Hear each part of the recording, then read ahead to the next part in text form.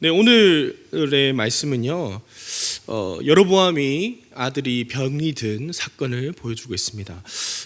제가 요즘 아이를 키우다 보니까 슬슬 훈육의 필요성을 느끼게 됩니다. 우리 사랑하는 박정훈 목사님이 이렇게 얘기를 하셨습니다. 시원이가 목사님의 딸 시원이가 한돌, 그러니까 1살쯤 되었을 때에 자기 주장이 굉장히 강해진다고 말씀하시면서 걱정이다 이렇게 말씀을 하셨는데, 제가 그 말을 철떡같이 믿고 그러니까 1살이 될 때까지, 돌이 될 때까지는 걱정할 필요가 없겠구나, 아무 근심 걱정이 없겠구나 했는데, 저희 애기가 이제 110일 정도가 지났거든요. 근데 벌써부터 자기 주장이 분명해지는 것 같아 매우 좀 불안해지기 시작했습니다. 그렇기 때문에 자연스럽게 생겨난 저의 걱정이라면 무엇이냐면, 그렇다면 훈육을 언제 어떻게 해야 할 것인가 라는 고민이 생겼습니다. 저는요, 어릴 때 참 많이 자랐습니다. 요즘 아이들은요, 맞지 않는다고 하더라고요. 특별히 서울에 있는 아이들은 학교에서 맞아본 적이 없다, 제 또래들도요 그렇게 얘기를 하더라고요. 저는 학교에서도 학원에서도 가정에서도 맞고 자랐습니다. 하여튼 잘못한 게 있다면, 소위 말하는 그 도덕적이고 규칙에 따르지 않고 어긋난다면 그 어느 순간에라도 맞아온 것이 저였습니다. 그렇게 허구한 날 맞다 보니까 이제 권위에 굴복하기에도 참 잘 배운 것 같고, 뿐만 아니라 제가 잘못을 잘 돌아보는 그런 습관들이 생겨서 참 지나 보니까 감사한 것 같습니다. 물론 억울할 때도 있었지만요. 자, 여러분, 이렇게 부모들이 자녀를 매질하고 훈계하고 훈육하는 이유가 무엇일까요? 네, 맞습니다. 너무 쉬운 질문을 제가 항상 드리는데, 바로 자녀를 바르게 키우기 위함입니다. 훈육이라는 것은 바른 길로 바르게 인도하는 것을 말하는데, 여러분 잘 생각해 보시면 아이가 낭떠러지로 달려가고 있는데 그것을 말리지 않는 부모가 어디 있겠습니까? 그렇기 때문에 훈육이라는 것을 통해서 우리가 비록 매라는 극단적인 선택을 할지라도 그것의 목적은 그 아이를 좋은 길로 인도하기 위함이라는 것입니다. 경고와 훈계로서는 자기의 잘못을 모를 수 있기 때문에 부모들은 이제 잔소리와 또 훈계와 훈육을 지나 매를 들게 되는 것이죠. 도덕적으로 성경적으로 잘못하고 있음에도 불구하고 잘못된 길을 가고 있는 아이를 우리가 눈으로 봄에도 불구하고 훈육하지 않고 매를 들지 않는다면, 과연 그 부모가 그 아이를, 그 자녀를 사랑한다고 말할 수 있겠습니까? 매를 들어야 그 아이가 살아난다면 당연히 매를 들어야 하는 것입니다. 잠깐의 아픔으로 그 아이의 인생이 살아날 수 있다면, 잠깐의 고통으로 그 아이의 인생이 바로잡힐 수 있다면, 부모라면 훈계와 훈육과 매를 아끼지 않아야 된다는 것이죠. 자신이 잘못됐다는 것을, 지금 잘못된 길을 가고 있다는 것을 아는 것은 굉장히 중요하다는 것입니다. 네, 오늘 본문의 주인공은 여로보암의 집입니다. 여로보암이 누구인가는 계속해서 살펴보아왔습니다. 여러분 혹시 기억나시나요? 하나님께서 여로보암을 부르실 때 선지자 아이야를 통해서 10개의 지파를 약속하셨습니다. 그런데 이 지파를 주시면서 나라를 세울 것임을, 다윗의 가문과 같이 나라를 세울 것임을 약속하시면서 조건을 하나 내 것이죠. 그것이 바로 열왕기상 11장 38절인데요. 우리 앞에 보시고 다 같이 한번 읽어보도록 하겠습니다. 시작! 내가 명령한 모든 일에 순종하고 내 길로 행하며 내 눈에 합당한 일을 하며 내 종 다윗이 행함같이 내 율례와 명령을 지키면 내가 너와 함께 있어 내가 다윗을 위하여 세운 것 같이 너를 위하여 견고한 집을 세우고 이스라엘을 내게 주리라. 어쨌든 좋은 걸 주시겠다는 거예요. 왕국을 주시고 나라를 세울 것인데 그 전제 조건이 있는데, 그 전제 조건을 말할 때에 이런 단어를 씁니다. 저 파란색으로 적혀 있죠. 만일이라는 단어를 사용합니다. 네, 이거 문법적으로도 이것을 좀 고급진 단어로 조건절이다 이렇게 얘기를 하는데 되게 어렵죠. 쉽게 말해서 네가 이걸 하면 이렇게 하겠다라는 뉘앙스를 가진 단어라는 겁니다. 근데 이 단어가요, 부정적인 것을 포함합니다. 부정적인 것을 포함한다는 게 무슨 말이냐면, 이 단어 자체가 나쁜 말로 쓰입니다가 아니라, 이 단어를 사용하면서 하나님께서는 그 약속을 베푸신 상대에게 부정적인 대답도 가능성을 두고 계시다는 거죠. 무슨 말이냐면, 내가 이렇게 하리라. 대신에 너는 다윗의 길과 법도와 율례를 지키면이라는 가정을 주신다는 것은 지키지 않을 수도 있다는 말을 하고 계신다는 것이죠. 사실은요, 여로보암은 하나님의 존재를 절대로 모르지 않았습니다. 왜냐하면 이미 이 사람이 자라온 배경 자체가 하나님과 뗄래야 뗄 수 없는 사람이었습니다. 이스라엘 백성 중에 하나님이란 존재를 모르는 사람이 어디 있겠습니까? 그렇지 않겠습니까? 또 뿐만 아니라 선지자 아이야가 나타나가지고 10개의 조각을 주면서 네가 하나님의 새로운 왕이 될 것이다 했을 때 실제로 왕이 되었지 않습니까? 여로보암은 하나님을 분명히 알았을 것입니다. 그러나 그의 인생에 알았음에도 불구하고 하나님을 믿고 신뢰하지는 않았습니다. 다시 말하면 하나님의 존재는 알았지만 그의 인생에 여호와 하나님의 영향력이 단 1도 없었다는 것이죠. 그냥 단순히 여호와 하나님이라는 여러 이방 신들 중에 한 명, 이렇게 얘기하지 않습니까? 우리가 참 어려운 일을 당할 때 부처님, 예수님, 하나님 이렇게 하는 것처럼 그 목록 중에 하나로 생각했을 것입니다. 그렇지 않는다면 여로보암이 하나님을 능멸하고 특별히 가장 거룩하게 제시하신 이 제사 제도에 대해서 함부로 바꾸거나 결정하지 않았을 것이죠. 제사장을 아무나 세우고 이방 신들을 섬겼던 산당에서 제사하게 하고, 또한 하나님만이 받으셔야 할 분향하는 것, 향기, 곧 향기와 영광을 이방 신들에게 바쳐지게 한다는 것은 하나님이 결단코 믿거나 의지하는 사람이라고 볼 수 없다는 것이죠. 그렇게 여로보암은요, 하나님이 원하시는 길이 아니라 내 길, 내 뜻을 따라갔습니다. 그것이 비록 잘못된 길이라도 말입니다. 하나님은 공의의 하나님이십니다. 하나님은 심판하시는 하나님이라는 말입니다. 물론 우리가 이 심판이란 단어가 굉장히 종말론적이고 무서운 의미로 이해를 하지만 잘 생각할 것은 이 심판이라는 말을 다른 말로 바꿔보면 재판인 것입니다. 재판이라는 말에서 우리가 원고가 재판을 두려워하는 사람이 있습니까? 사실 재판이 두려운 사람은 피고입니다. 소송을 당한 사람이 재판이 두려운 것이지 소송을 거는 사람은 재판이 무서울 이유가 하나도 없는 것입니다. 다만 하나님의 뜻대로 살지 않는 불순종의 인생에서의 하나님의 심판, 다시 말해 하나님의 재판은 무서운 것이고 그 결과가 우리가 판례와 같이 나와 있는 것이죠. 불순종의 결과, 불순종의 재판의 결과는 어떤 것이죠? 제가 저번에도 설교했지만 재앙과 멸망밖에 없다는 것입니다. 오늘 여로보암 길 끝에서 기다리고 있는 것은 그렇기 때문에 유죄 판결이었습니다. 그런데 하나님은요, 그런 유죄 판결을 마땅히 받아야 할, 그 죗값을 마땅히 치러야 할 여로보암에게 기회를 주십니다. 물론 오늘 본문을 읽지 않았지만 13장에서 그 사건들을 기억하실 것입니다. 유다에서 온 하나님의 사람이 여로보암한테 하나님의 경고의 말씀을 전합니다.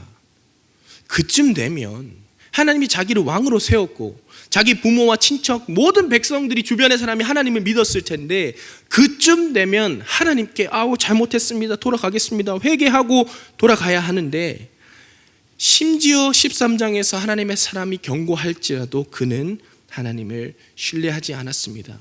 그렇기 때문에 그에게 1차적인 경고가 옵니다. 뭐냐면 바로 그 선지자를 잡기 위해 내민 손이 메말랐던 것이죠. 메말라서 접히지가 않았다는 것입니다.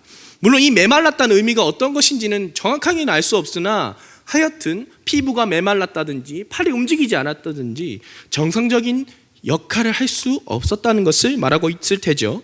어쨌든 그렇게 하나님의 경고하셨음에도 불구하고 그가 잠시 이렇게 얘기합니다. 그 하나님의 사람한테 내가 잘못했으니까 일단 하나님께 기도해서 치유하게 해달라고. 그러자 또 하나님의 사람은 기도합니다. 이 여로보암을 치유해 주십시오. 그러자 하나님은 그 기도에 응답하시지 않는 게 아니라 응답하셔서 그 메말랐던 팔이 회복되게 되는 것을 보게 됩니다. 자, 다시 얘기합니다. 이쯤 되면 이제 슬슬 돌아올 만하지 않습니까? 이쯤 되면 이제 하나님의 임재를, 하나님의 그 존재를 시인할 때가 되지 않았습니까? 그러나 13장 33절에는 뭐라고 얘기하는지 제가 읽어드리겠습니다. 이 일 후에도 악한 길에서 떠나 돌이키지 아니하고 다시 일반 백성을 산당의 제사장으로 삼되 누구든지 자원하면 그 사람을 산당의 제사장으로 삼았으므로. 여러분 이제 스스로 아시게 될 겁니다. 사람이 얼마나 고집스러운지 말이죠.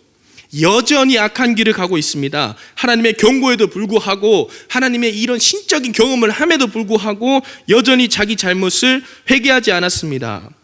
왜 부모들이 타르기만 하면 왜 아이들을 이렇게 잘 양육할 수 없냐면 인간의 죄성이 그만큼 지독하기 때문입니다. 우리도 여러보암의 모습이 있다는 것입니다. 매를 들지 않고서는 결코 고치지 못할 부분들이 우리에게 있다는 것입니다. 그것이 아무리 착하고 어린아이라 할지라도 인간된 죄성의 본성이라는 것이죠. 그렇게 악한 길을 계속 걸어가다가 최악의 상황에 치닫는 것이 바로 오늘 본문입니다. 오늘 본문에는 드디어 자기의 아들이 병이 들게 됩니다. 여로보암의 아들 아비야가 병이 들었을 때 그는 이제 직감했을 것입니다. 아, 올 것이 왔구나. 여러분 사실 이 아까 말씀드린 대로 여로보암이 하나님의 존재를 몰랐다면 당연히 이 자기 아들이 병 들었을 때 어디로 가야 되죠? 누구한테 빌어야 되죠? 자기가 평소에 섬겼던 이방신을 찾아갔었을 거야 합니다. 그렇지 않습니까? 평소에 만약에 그 이방신에 대한 진짜 믿음이 있었다면 자기 아들이 아프면 이방신을 찾아갔을 것입니다. 그러나 오늘 보시면 자기 아내를 통하여서 선지자 아히야에게 찾아갑니다. 무슨 말이냐면 하나님에게 물어보고 싶은 거죠. 물론 이때도 그 하나님이 우리가 정말 신뢰하는 여호와 하나님이 아니라 다른 신 중에 하나인 하나님일지도 모르겠습니다. 어쨌든 그렇게 사태의 심각성을 깨닫고 자기를 처음 부르실 때에 사용하시던 선지자 아히야를 찾아가기로 마음 먹습니다. 사실 이전까지 자기 행동을 보면 지금 와서야 하나님을 찾아가는 것은 말이 안 되죠.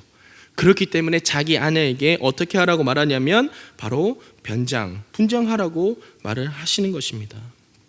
자기 이전의 인생과는 너무 모순적인 결과를 지금 당면하게 되었기 때문에 자기는 선택하는 것은 이제 부끄러워서 얼굴을 가리고 변장하고 내가 여로보암이 아닌 척, 내가 왕비가 아닌 척하고 찾아가라는 것이죠.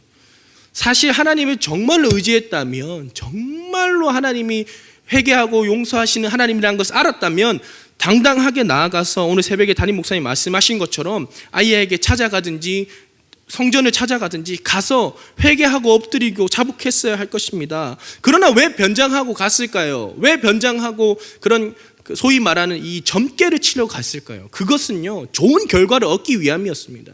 좋은 결과를 기대하는 것이죠. 왜 변장하고 찾아가겠습니까? 하나님이 심판하시는 분이라는 것을 알았다면 이미 내가 할 행동은 딱 하나입니다. 회개하는 것이죠. 그러나 괜시리 변장해서 찾아가는 것, 혹시라도 이것이 하나님의 심판이 아니고 혹시라도 회복을 말할까 싶어서 찾아갔다는 거죠. 그 말뜻은 여전히 그가 선지자 아히야를 바라보는 것은 우리가 무당을 바라보는 것과 다를 바 없었다는 것입니다. 마지막으로 순종하지 않는 그 내외에게 주어지는 것은 진노의 잔뿐이었습니다. 결국 그 진노의 잔은 그의 가정을 파괴하게 되는 것이죠. 그래서 그 아들은 죽게 되고 마지막에는 오늘 14장 본문의 20절까지는 결국은 여로보암도 죽게 되는 것이죠. 네, 오늘 본문을 통하여서 우리가 얻을 수 있는 메시지는 우리의 끊임없는 죄성입니다. 우리가 하나님을 알았고 그분의 말씀이 무엇인지, 우리를 향하신 하나님의 뜻이 무엇인지 알면서도 사실 우리는 순종하지 않을 때가 많습니다. 죄악된 길을 가면서도 우리의 양심이, 우리의 신앙이, 우리의 믿음이 끊임없이 나한테 이건 잘못된 길이라고 말해주고 있음에도 불구하고 우연하게 성경을 읽었는데, 우연하게 하나님의 말씀을 듣는데 여전히 내 삶과 내 길은 잘못됐다고 말하고 있음에도 불구하고 내 자신은 그렇지 않다고 속일 때가 많다는 것입니다. 그러나 명심할 것은 하나님께서 그 영혼을 그대로 외면한 채 내버려 두지 않는다는 것입니다. 끊임없이 하나님께서는 하나님의 품으로 돌아오라고 말씀하고 계신다는 겁니다. 우리의 자격과 조건이 없고 여전히 죄악된 상황 속에 있을 때라도 하나님께서 여로보암에게 수차례 경고하셨던 것처럼 우리 신앙인들에게도 여전히 경고하고 계신다는 것입니다. 그러나 우리는 정말 매질이 필요한 아이와 같이 정말 이렇게 좀 어떻게 좀 해주고 싶은 여로보암의 삶이 우리의 삶이 아닌지 돌아보아야 한다는 것입니다. 아담이요 하와와 함께 하나님 앞에 범죄했을 때 하나님께서 아담과 하와를 찾으십니다. 네가 어디 있느냐? 아담아, 네가 어디 있느냐? 여러분, 하나님께서 아담이 어디 있는지 몰라서 그러신 걸까요? 하나님께서 아담이 무슨 일을 했는지 몰라서 부르신 걸까요? 그렇다면 하나님의 부르심은 이겁니다. 아담아, 하와야, 네가 나한테 나와가지고 솔직하게 얘기하고 자복하고 회개해라. 그런데 우리는 어떻습니까? 아담과 하와가 똑같은 거예요. 나오자마자 주님이 주신 배우자를 탓하고 비난하고 변명하기에 급급한 모습인 거죠. 그것이 어떻게 보면 죄악된 인생의 비참한 운명일지 모르겠습니다. 그러나 우리가 그런 운명에 좌절하지 않을 것은 그런 비참한 인생과 운명을 가진 우리에게 하나님의 손길은 늘 우리를 구하기 위한 손길을 내미신다는 것입니다. 용서의 기회와 손길을 내미신다는 것입니다. 오늘 하나님 말씀 앞에 서신 여러분들, 여러분과 저의 삶이 어떻습니까? 하나님의 기뻐하시는 인생의 길을 선택하고 계십니까? 아니면 여전히 여러 가지 방법들, 하나님의 말씀, 또 이 예배를 통해 담임 목사님과 또 목사님들과 교육자를 통해 전해지는 하나님의 말씀과 우리가 말씀을 읽으면서 접하는 그 하나님의 음성에 외면하고 계시지는 않습니까? 하나님의 진노가 없는 척, 내 인생에는 매가 필요 없어 라고 살고 계시지는 않느냐 이 말입니다. 물론 회개라는 것이 100% 용서를 보장하는 것은 아닙니다. 그러나 회개하지 않는 인생에 용서는 없습니다. 그러므로 우리는 늘 하나님 앞에 회개해야 한다는 것입니다. 여러분, 그렇다면 회개가 무엇일까요? 우리 신앙생활 여러분 정말 오랫동안 하시면서 많이 배웠지 않습니까? 회개가 무엇일까요? 그것은요, 여러분 내 뜻을 100%인 내 뜻을 돌이켜서 100%의 하나님의 뜻으로 가겠다, 돌아가겠다, 돌이키겠다라는 결단을 말하는 것입니다. 여러분 1대9, 3대7이 아닙니다. 어느 정도는 내 뜻이 있고 어느 정도만 하나님께 순종해야지가 아닙니다. 회개라는 것은 용서를 구하는 것이긴 하겠지만 어떤 의미를 포함하냐면 이제 100%인 내 길에서 100%의 하나님의 길을 선택하겠다는 것을 말하는 것이 회개입니다. 그렇다면 우리가 흔히 말하는 회개는, 우리가 하고 있는 회개는, 이전까지 했던 회개는 과연 회개냐 하는 질문들을 해볼 수 있지 않겠습니까? 여러분, 오늘 이 시간 여러분 어떤 결단을 하기 원하십니까? 새해 준비 기도에 와주셔서 어떤 것을 기대하십니까? 우리의 지혜와 능력을 의지해서, 내 능력, 내 힘을 의지해서 계속 가던 길을 가시겠습니까? 아니면 나보다 더 지혜로우시고 온 세상을 창조하시고 인생들을 감찰하시고 온 우주 만물을 기동하게 하시는 그 하나님의 길로 돌아가시겠습니까? 여로보암은 자신의 잘못된 선택을 통해서 온 나라와 가정이 파멸을 되는 것을 경험했습니다. 반대로 말해볼까요? 여로보암이 회개함으로 하나님 앞에 나와서 하나님의 길을 선택하겠다, 여호와만을 선택하겠다, 나와 내 집은 여호와만을 경외하겠다라고 말한다면 그 가정과 나라는 회복된다는 말입니다. 주 예수를 믿으라, 그리하면 너와 내 집이 구원을 얻으리라 말씀하신 것은 한 사람의 회개와 한 사람의 믿음이 그 자신만이 아니라 그 가정을 살릴 수 있다는 그런 말씀을 하고 계시지 않는 것입니까? 예수께서도 말씀에 순종하셨으니까 그 한 사람의 순종이 우리 모두의 구원을 가져왔습니다. 그렇다면 회개함을 통하여서 이제 내 길이 아니라 하나님의 길로 선택하고 돌이킨 삶은, 그리하여 순종하는 삶은 우리 여러분들 모두의 가정을 살릴 수 있다 이 말인 것입니다. 여러분, 회개하여 주님의 길로 돌아서야 합니다. 회개함으로 주님이 기뻐하시는 선택을 선택해야 한다는 것입니다. 마지막으로 우리 칼빈이 우리 종교개혁자 존 칼빈이 말씀에 순종하는 것에 대해서 기독교 강요에서 말하고 있는 것, 고백하는 것을 말씀드리고 마치겠습니다. 경건한 사람은 하나님을 악인을 벌하시는 분으로 보는 동시에 또한 경건한 자에게 긍휼을 베푸시는 분으로 바라본다. 불경건한 자들과 악인을 벌하는 일과 의인에게 영생의 상급을 베푸는 일이 똑같이 하나님의 영광을 드러내는 것임을 인식하기 때문이다. 뿐만 아니라 경건한 자가 죄를 범하지 않도록 자신을 가다듬는 것은 그저 형벌 때문에, 끔찍한 두려움 때문이 아니다. 하나님을 아버지로 사랑하고 기리기 때문에, 또한 그를 주로서 경배하고 높이기 때문에 혹시라도 지옥이 없다 할지라도 그분을 거스리는 것 자체가 끔찍스러워서 견딜 수 없는 것이다. 이 말씀이요, 이 구절이요, 제가 신학생 때 읽었던 구절입니다. 신학생이기 때문에 하나님 말씀대로 살고, 신학생이기 때문에 성경 읽고, 제가 그래도 양심이 있어서, 직업윤리가 있어서, 하나님 뜻대로 살지 않던 이전 인생에서 뭔가 조금 돌이켜야겠구나, 뭔가 좀 바뀌어봐야겠구나, 이러다가 내 인생 잘못하다간 하나님께서 진노하시고 화내시겠구나 라는 것 때문에 살고 있는 도중에 읽었던 구절입니다. 진정한 신자라는 것은요, 하나님이 징계가 있어서 이것이 하나님의 말씀에 순종 안 하면 심판이 있기 때문에 하나님의 말씀을 듣는 것이 아니라 하나님의 아버지로서 그분을 너무 사랑하기 때문에 그분을 어기는 것을 끔찍하게 여긴다는 것이죠. 여러분, 연애를 하면 그 사람에게 맞춰주고 싶습니다. 그 사람이 싫어하는, 상대방이 싫어하는 짓을 전혀 하기가 싫습니다. 왜냐하면 그분을 사랑하기 때문이죠. 마찬가지로 오늘 이 자리에 오신 여러분들, 집사이기 때문에, 권사이기 때문에, 우리 교육자이기 때문에 하나님의 말씀에 순종하고 사는 것이 아닙니다. 우리의 관계는, 성경이 말하고 있는 하나님과 인간의 관계는 그런 계약적인 관계가 아니에요. 인격적인 관계입니다. 하나님이 아버지이시기 때문에, 내가 정말로 사랑하는 분이시기 때문에 그의 말씀에 순종하는 것입니다. 여러분, 회개한 지 얼마나 되셨나요? 여러분, 정말로 회개한 삶을 살고 싶으신가요?